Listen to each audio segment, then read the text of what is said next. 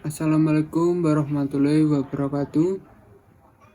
Saya ucapkan terima kasih kepada dosen pengampu mata kuliah bimbingan dan konseling Bapak Imran Rosidi yang telah memberikan izin kepada kelompok kami untuk melakukan presentasi. Di sini saya akan menjelaskan tentang konsep dasar bimbingan dan konseling. Yang pertama adalah understanding, yaitu memiliki arti bimbingan.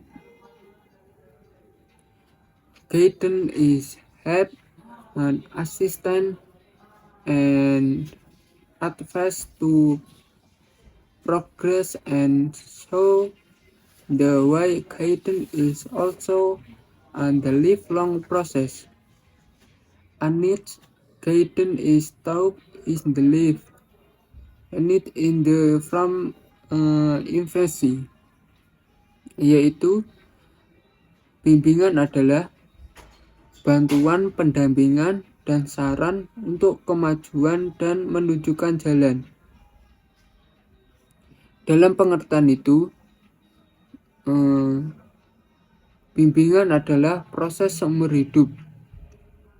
Manusia membutuhkan bimbingan sepanjang hidupnya, dan dia membutuhkannya sejak ia lahir. Selanjutnya adalah purpose. Purpose sendiri memiliki arti, yaitu tujuan. Yang pertama adalah providing psychological, yaitu memberikan dukungan psikologi. Yang kedua adalah adjustment and professing of the right caution, yaitu memiliki arti penyesuaian dan penyediaan sumber daya alam. Yang ketiga adalah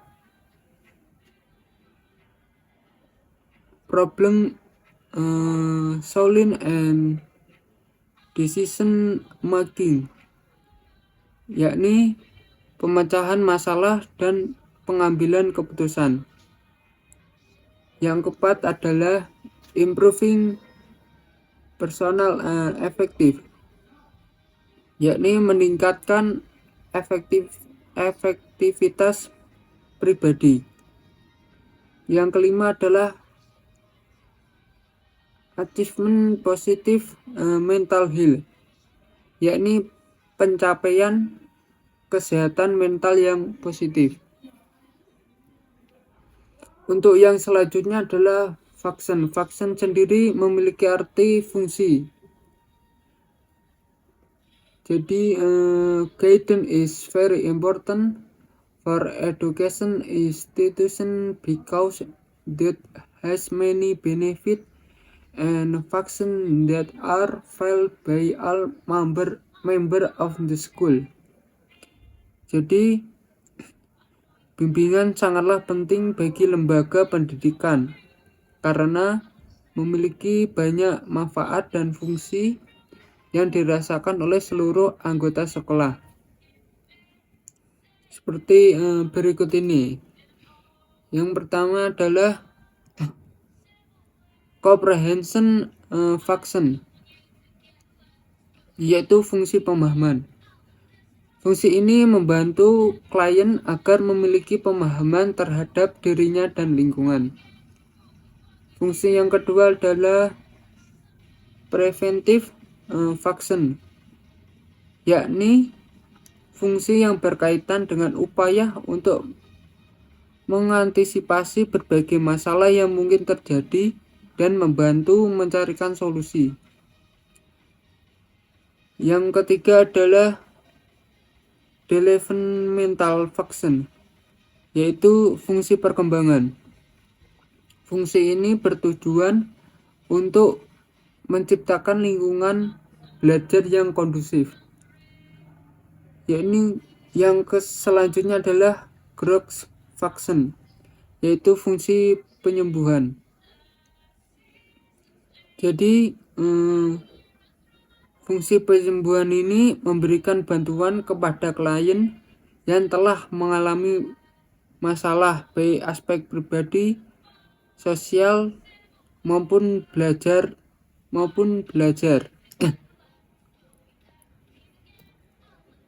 Yang selanjutnya adalah principles. In order to organize guidance is success, it is important to understand that principles along with the meaning of guidance on the which the guidance process is based. Untuk ini memiliki arti untuk menyelenggarakan bimbingan dengan sukses, penting memahami prinsip-prinsip bersama dengan makna bimbingan menjadi dasar proses bimbingan.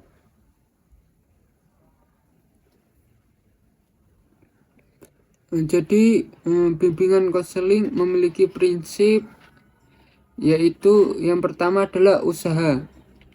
Usaha bimbingan pada prinsipnya harus menyeluruh ke semua orang yang mempunyai berbagai masalah untuk memberikan solusi. Yang kedua adalah supaya bimbingan berhasil dengan baik, maka dibutuhkan pengertian yang mendalam mengenai orang yang dibimbing. Yang selanjutnya membantu dalam pencapaian tujuan yang bermanfaat. Yang keempat adalah membimbing dilakukan oleh orang yang terlatih. Untuk materi yang selanjutnya akan dijelaskan oleh teman saya. Baik, di sini saya akan melanjutkan materi yang telah disampaikan oleh teman saya. Foundation of Counseling Guidance. Foundation in counseling are the fundamental principles and psychologies on which the work is based. It is important for workers in this field to use supported approaches in their daily practice to achieve counseling goals.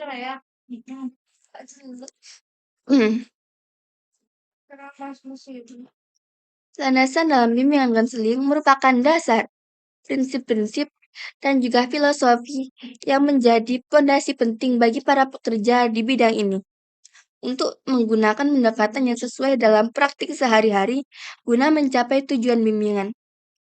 Ketidaksadaran akan landasan ini di sekolah dan di kalangan konselor dapat mengakibatkan kekurangan kerangka kerja yang diperlukan untuk melaksanakan pekerjaan konseling secara efektif. Di antara landasan yang paling penting adalah yang pertama, General Foundation, Ethical Foundation, Science Foundation, Social Foundation, dan juga Psychological and Education Foundation. General Foundation. Human behavior is influenced by socialism and education. It's from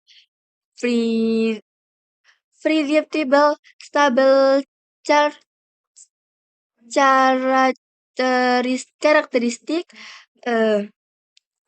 therapists set to change the behavior of their patients after understanding their condition and problem. Yang pertama, landasan umum. Manusia dipengaruhi oleh bagaimana mereka dibesarkan dan diajari, yang membentuk sifat-sifat yang bisa ditebak. Terapi bekerja untuk merubah perilaku pasien setelah memahami masalah mereka. Manusia bisa berubah dan belajar, terutama melalui pendidikan dengan cara mereka melihat diri mereka sendiri. Perilaku kita dipengaruhi oleh kita sendiri dan orang lain di sekitar kita. Setiap orang butuh panduan, termasuk agama. Masalah spesifik dan orang yang sukses dalam hidup juga penting. Prediksi perilaku manusia rumit dan melibatkan banyak faktor, seperti bagaimana kita diasuh, pendidikan, kepribadian, dan interaksi dengan orang lain.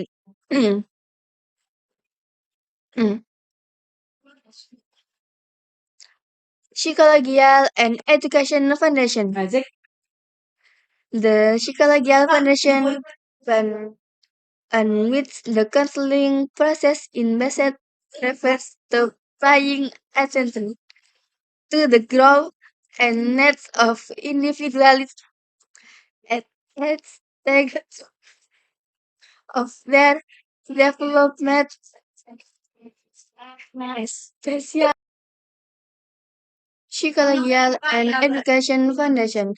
The Psychological Foundation on which the counseling process is based refer, refers to paying attention to the growth and needs of individual at each stage of their development, especially during adolescence.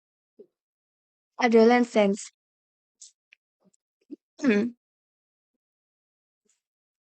Landasan psikologi pendidikan. Proses konseling melibatkan memperhatikan perkembangan dan kebutuhan individu, terutama pada masa remaja, serta memahami perbedaan pandangan diri antar individu. Konseling juga berbeda untuk setiap jenis kelamin, karena faktor biologis, sosial, dan psikologi yang mempengaruhinya. Komunikasi yang baik antar konselor dan siswa penting untuk menciptakan rasa aman. Dalam pendidikan, konseling adalah bagian penting yang membantu dalam mengembangkan kurikulum dan metode pengajaran dengan fokus pada adaptasi individu dan sosial siswa. Ethical Foundation. The Ethical Foundation and principles set out by the American Psychological Association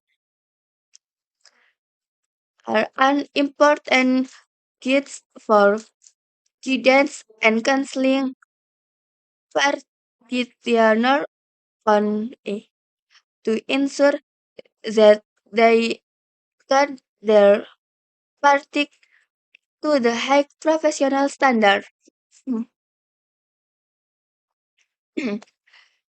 American Psychological Association menetapkan prinsip-prinsip etika yang penting bagi praktisi bimbingan dan konseling. Ini termasuk memiliki kompetensi akademik dan profesional yang memadai, melanjutkan pendidikan dan pelatihan, serta mendapatkan lisensi yang menunjukkan kualifikasi yang layak. Prinsip kerahasiaan juga penting, di mana konselor harus menjaga informasi pribadi klien secara rahasia kecuali dalam situasi tertentu yang diatur oleh hukum. Mematuhi prinsip-prinsip ini membantu menjaga standar etika tinggi dalam praktik bimbingan dan konseling, memberikan perlindungan dan juga manfaat terbaik bagi individu yang dilayani. Social Foundation. Social culture has a significant influence in shaping individuals.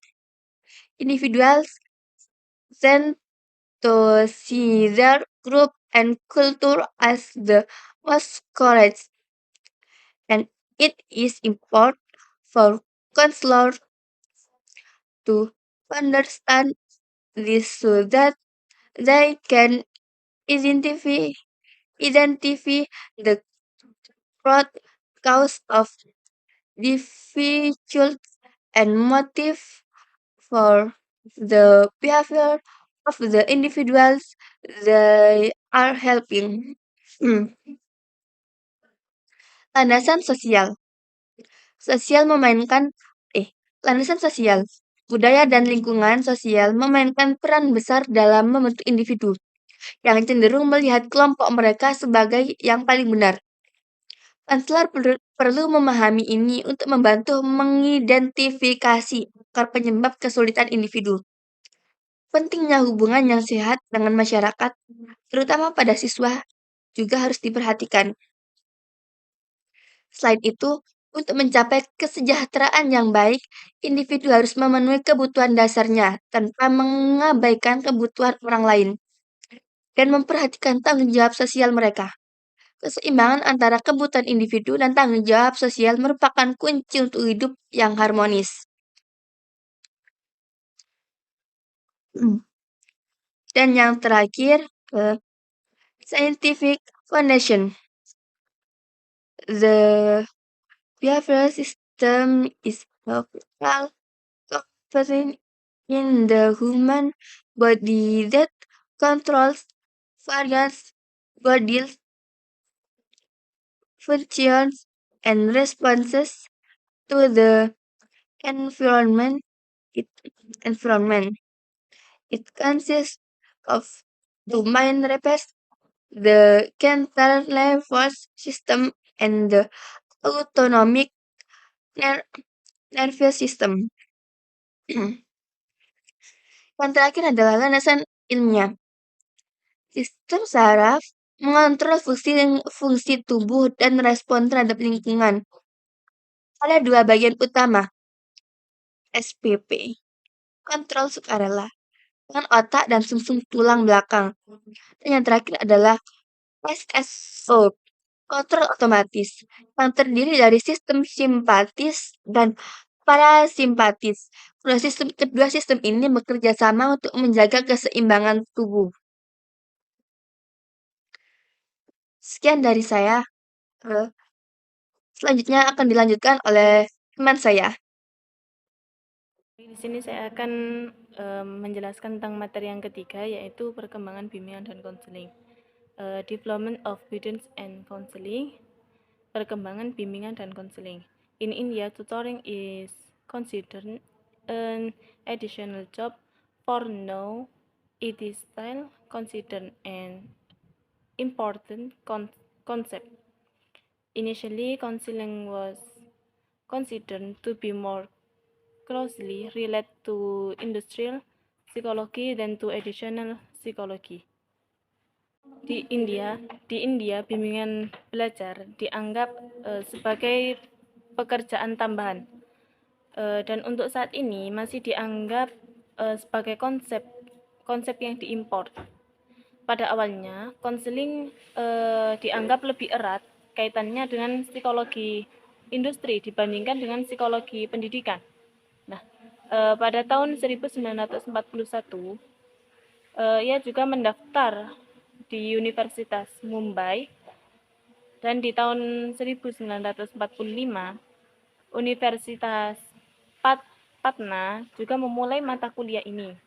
Dan di India, gerakan penasehat mendapatkan dukungan dari seseorang yang bernama Parsi Pankayat ketika membuka kantor bimbingan untuk komunitas Parsi. Nah, di tahun 1947, pemerintah Uttar Pradesh membuka dan mengakui Departemen Psikologi. Dan setelah itu, kantor bimbingan tingkat kabupaten juga membuka di Varanasi, Lucknow, Meerut, Burli, dan Kanpur. Pemerintahan di Maharashtra itu telah mengakui jejak pemerintah Uttar Pradesh dengan secara resmi mengakui program bimbingan belajar di sekolah. Dewan Bimbingan Kejuruan Mumbai itu didirikan saat tahun 1950, dan pada 1957 namanya diubah menjadi Institut Bimbingan Kejuruan Mumbai. Dan Asosiasi Bimbingan Kejuruan itu didirikan pada tahun 1952 dan mulai mengkoordinasikan layanan konseling untuk semua orang. Setelah itu diputuskan untuk mendirikan asosiasi pendidikan dan kejuruan di seluruh India dalam bimbingan tersebut yang beraliviasi dengan asosiasi bimbingan kejuruan internasional. Dan selanjutnya ada beberapa perkembangan. Yang pertama yaitu developing student personality. Teachers maintain personal contact with all students.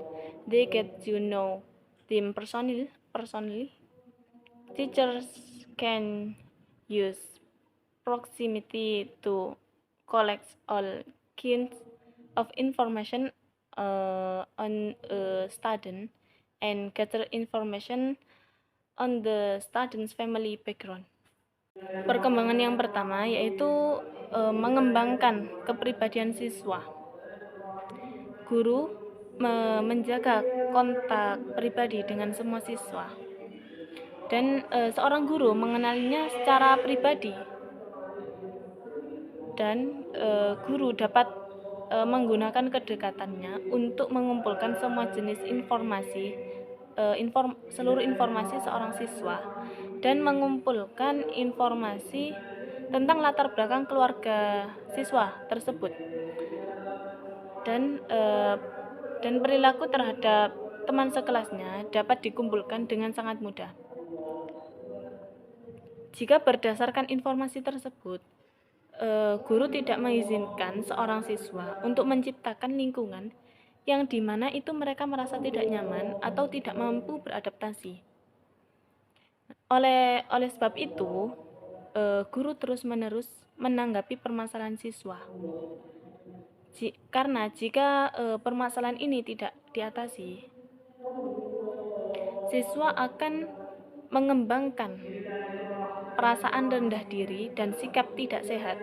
Nah, dan sikap tidak sehat tersebut itu berdampak negatif pada pembelajaran dan perilaku seorang siswa. Dan untuk guru juga salah jika menganggap semua siswa itu sama, dan merupakan kesalahan juga jika mengharapkan kesuksesan serupa dari siswa. Nah, dan hal ini juga dapat membahayakan siswa.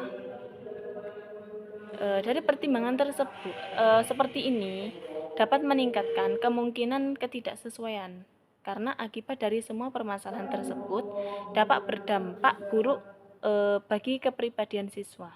Perkembangan yang kedua yaitu development of guidance in higher education, yaitu perkembangan bimbingan di perguruan tinggi. After independence, several committees and conferences undertook to improve the education system from primary to university level. And this time, the pattern of education was proposed by the Education Commission and the National Policy on Education, yaitu perkembangan yang kedua yaitu perkembangan bimbingan di perguruan tinggi. Setelah kemerdekaan, ada beberapa komite dan konferensi melakukan perbaikan sistem pendidikan dari tingkat dasar hingga tingkat universitas. Nah, pada saat ini pola pendidikan diusulkan oleh Komisi Pendidikan dan Kebijakan Nasional Pendidikan. Nah, perubahan terbesar yang berkaitan dengan pengenalan pelatihan, kejuruan dan kursus kejuruan, ada sistem pendidikan yang direkomendasikan. Sistem pendidikan telah meningkatkan pentingnya layanan konsultasi di berbagai tingkatan. Nah, di tingkatan yang lebih tinggi, pendidikan teknik dan kejuruan pendidikan sangat memerlukan layanan bimbingan di tingkat perguruan tinggi dan universitas. Nah, dalam hal ini ada beberapa organisasi layanan bimbingan di tingkat pendidikan yang tinggi. Selanjutnya yaitu Organization of Guidance Service and Higher Education Level, yaitu organisasi layanan bimbingan di tingkat pendidikan yang tinggi. Yang pertama yaitu number one, University Education Guidance, yaitu bimbingan pendidikan universitas. Number two, Education Commission of India, Komisi Pendidikan di India. Dan yang ketiga, National Policy Statement, yaitu penyataan kebijakan nasional. Sekarang yang pertama yaitu adalah bimbingan pendidikan universitas, University Education Guidance. In 1948 to 1949,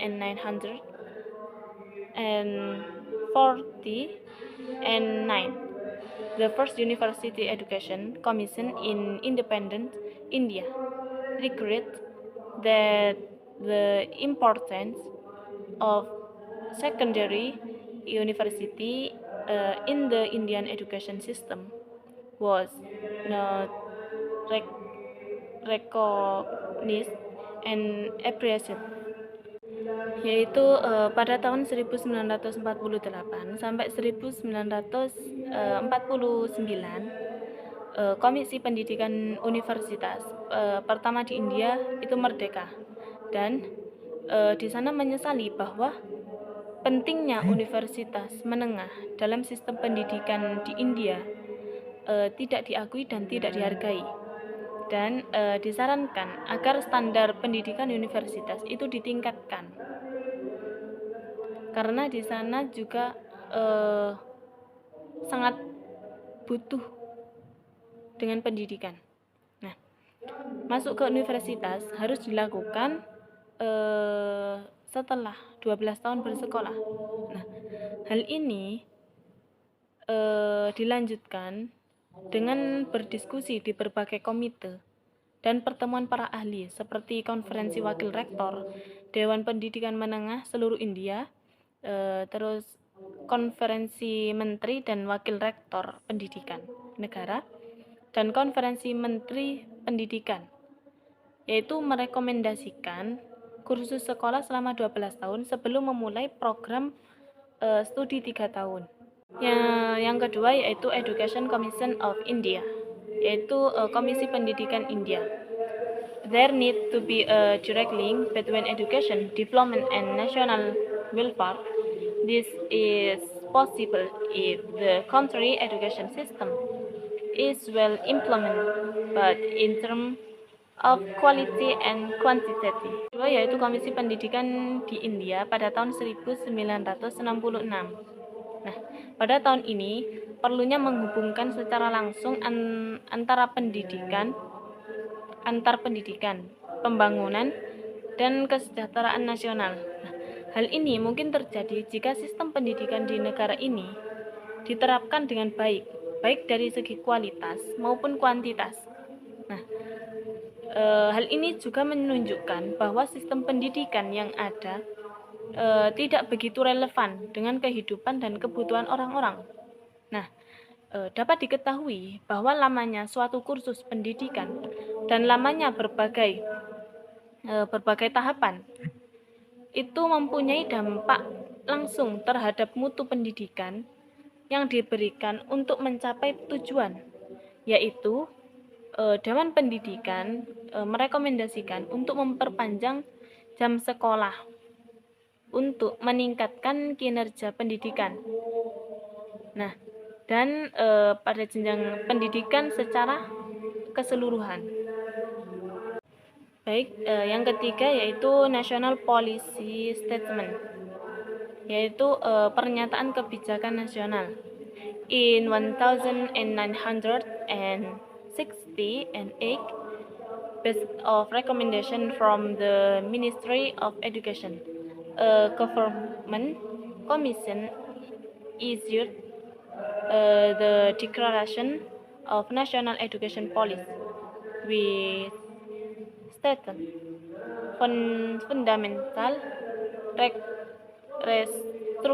restructuring to the education system based on broad economic and cultural development for national integration and realizing the ideas of a socialist society. Itu pada tahun 1968 berdasarkan rekomendasi dari Kementerian Pendidikan, ada sebuah komisi pemerintahan mengeluarkan deklarasi kebijakan pendidikan nasional yang menyatakan restrukturisasi mendasar ke sistem pendidikan yang berdasarkan pembangunan ekonomi dan budaya yang luas untuk integrasi nasional dan mewujudkan ide-ide sosial masyarakat. Nah, sekian presentasi dari kelompok kami, kurang lebihnya kami minta maaf. Wassalamualaikum warahmatullahi wabarakatuh.